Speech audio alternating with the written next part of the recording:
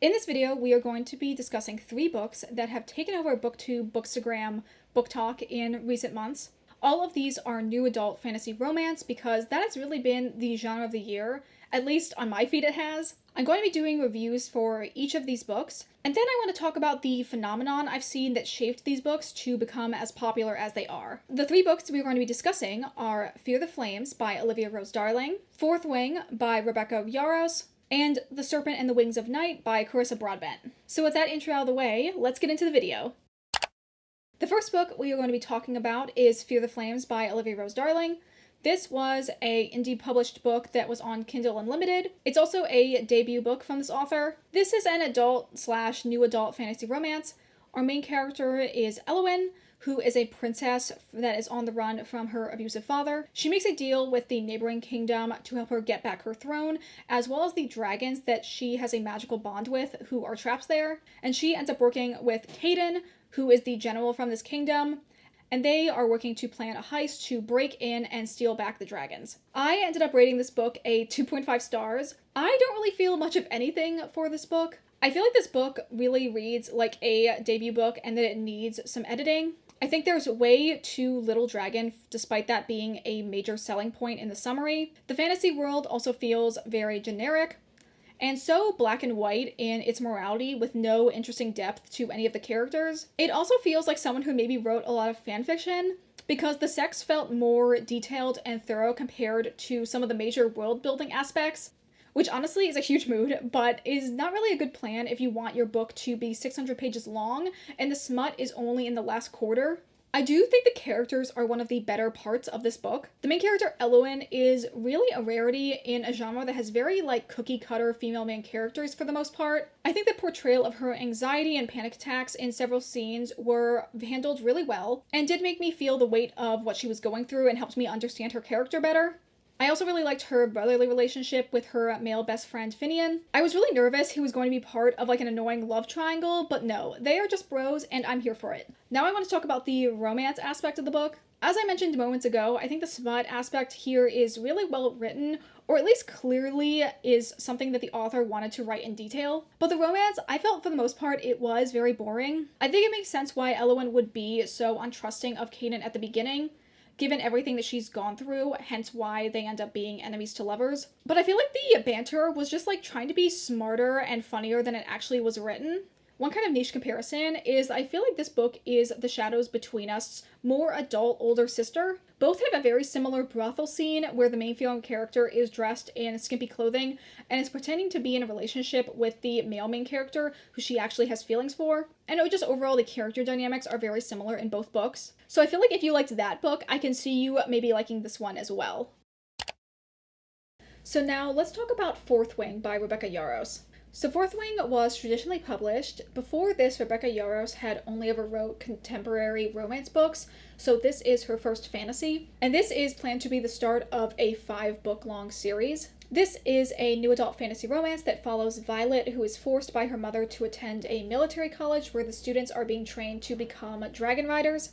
It's kind of Harry Potter-like in structure in that we are following her school year, learning about all of the challenges that come with being a student there, where there's also a kind of greater evil secret other plot that is bubbling up on the sidelines.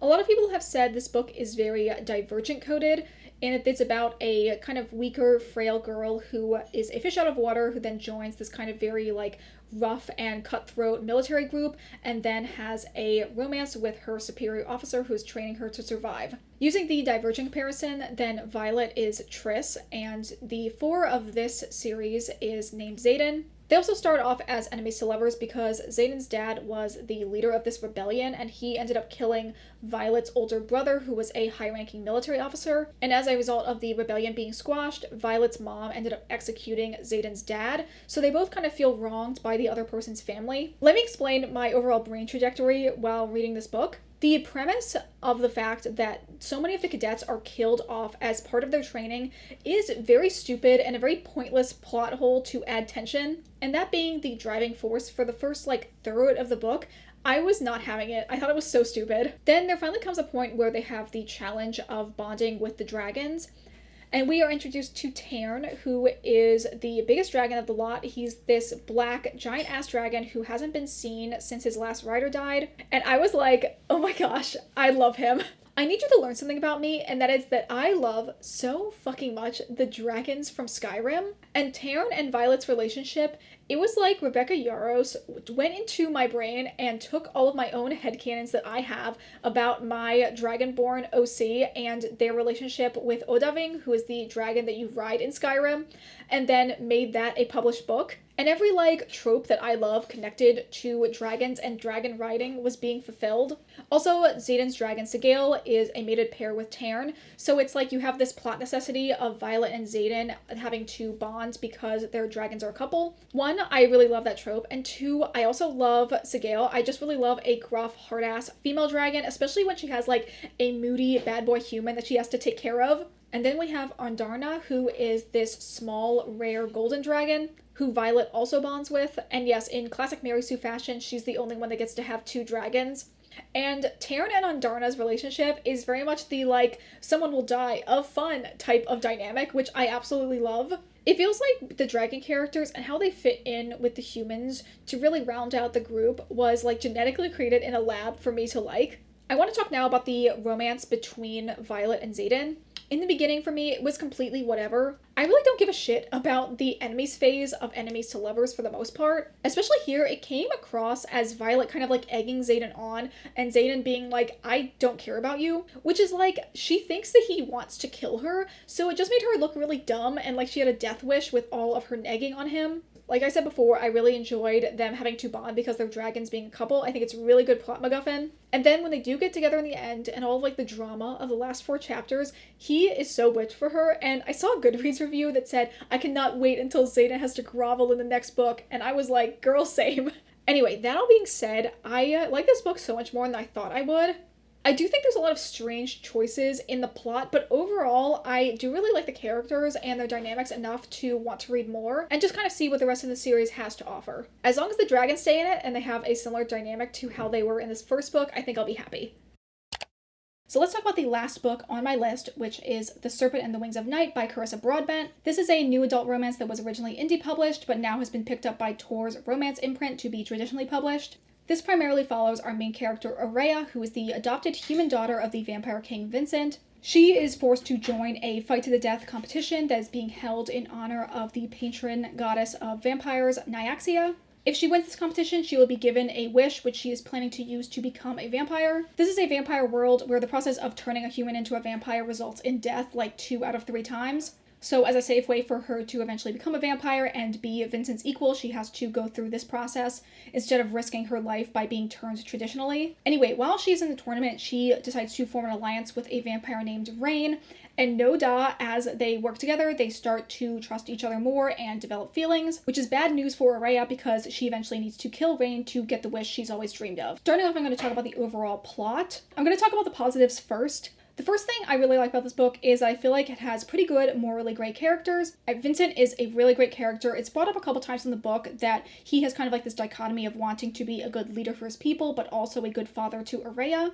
But often those things are in conflict with how brutal vampire society is. It also does a good job of making the vampires actually scary and very inhuman in the way that they view humans basically as livestock. It's giving the same energy as like the Fae in the Folk of the Air series, with the way that they see humans as being below them and just a thing to toy with. However, I think the main flaws in this book is definitely the overall structure. There's a lot of parts I don't like and just things that I find to be quite boring. I think bad pacing with the trials is definitely the main issue for me. So the tournament is broken up into 5 smaller parts, and with each one there's kind of like a down period between the trials of Aurea and Rain interacting and training, which I think is supposed to help with character development, but I think also just made me find the trials to be more boring, because I knew they were like just requirements to move the story along over anything actually interesting happening during the trials. I feel like if the trials were going to be done as something that make you feel tension, it should have been done in a more Hunger Games style, where it's like, here's all the bonding and the training up front, and then the second half of the story is just going to be the action, action, action to actually make you feel worried about what's going to happen for these characters. At least for me, given that there's 5 trials, I knew that at least for the first 3, there wasn't going to be anything dramatic that would happen to the main characters, because obviously we want this to be set up for them being the last 2 competitors, for their stakes to finally be raised for them to have a one-on-one battle to the death. Now I'm going to transition and talk specifically about the romance. I really like Rain. I think he's a really good lead. He has a lot of personality and isn't as much of like a broody asshole compared to Caden and Xaden. I also really like that Araya doesn't really find Rain hot or really care about him until later on, and their attraction seems a lot more natural because of that. It's overall not as blatantly lustful as the other 2 romances we talked about. Another aspect is the fact that Araya has a lot of like deep inner shame about her humanity, and her wish to finally become a vampire is tied to her seeing herself as finally worthy. But Rain is a really good foil for her as a turned vampire who really misses his humanity. I think their first time also is a really good exploration of Araya working through her trauma from a previous time when she was assaulted. It also focuses a lot on her being in control and feeling like she's safe, which is 2 things she really lost throughout her life, but also the fear that she had from the first time where she lost her virginity. And Rain is able to really relate to her as he was someone who, the person that turned him into a vampire also abused him. This is probably a very niche critique, but I am kind of surprised that there's no like period content. Like, we've been in this trial for the last 3 months. Why is there no period content? Overall, I do think there was a lot of good elements in this book, but I feel like the first 2/3 got really weighed down with the minutia of the trials. And despite all of their action, I felt them to be quite boring. I wasn't sure when I first read this book if I would continue on with the series, but I do feel like I could see myself reading the second one, since Rain and Araya's relationship is definitely the most interesting aspect, and I feel like the series is going in a more court drama, political intrigue route, which I do like in other series. Okay, for the last section of this video, I wanted to talk about a common trope or character archetype I've seen pop up in a lot of fantasy romance, and I'm tentatively calling this experience the Kylo Renification of male love interests. So what do all of the boys we've talked about have in common? They all have black hair, or in Rain's case, dark red. They're all physically large with an imposing presence. They all have scars. 2 of them, it's on their faces. They're all in a position of power, ruthless, and should be enemies with the female main character, but feel inextricably drawn to her. There's also a betrayal aspect after they start falling in love, resulting in them kind of going back to square one for the sequel books. Who else is really similar and has all of these tropes? The Darkling. However, the Darkling is always the villain. From my understanding, because I've only watched the Shadow and Bone TV show and not read the books, the Darkling never gets a full redemption arc in the same way Kylo Ren does. I feel like Reylo becoming canonical endgame just like unlocked something in people. Women being attracted to the villain or the bad boy is nothing new and existed long before Kylo Ren, and people have wanted villain gets the girl endings before, but like in most media it never happened. And what happens to Kylo Ren is still like barely a step above, but the Reylos got their kiss. They got undeniable proof that there was a romance, which is something I feel a lot of other ships don't have. Anyway, what I'm getting at was I feel like Kylo Ren was already the perfect villain archetype to be romanceable, so it doesn't surprise me that so many male love interests are similar to him. The question is then, is it the chicken or the egg? Was Kylo Ren given all these tropes because women are already attracted to that? Or did he kind of become the face for the standard stock bad boy romantic male lead in the post-Star Wars sequel trilogy world? And lastly, do I think this is a good thing?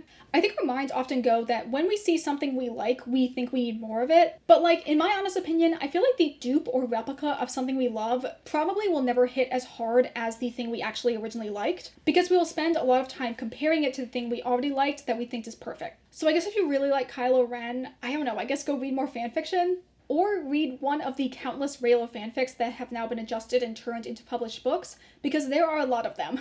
Anyway, that's going to be it for me today.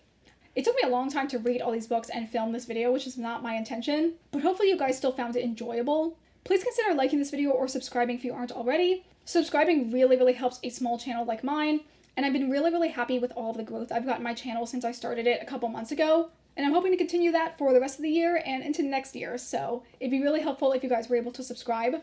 Please consider following me also on the Storygraph, which is linked down below if you'd like to see my reading updates in real time. And that's going to be it for me today. I hope you all have a wonderful day, and I will see you all in the next video. Bye!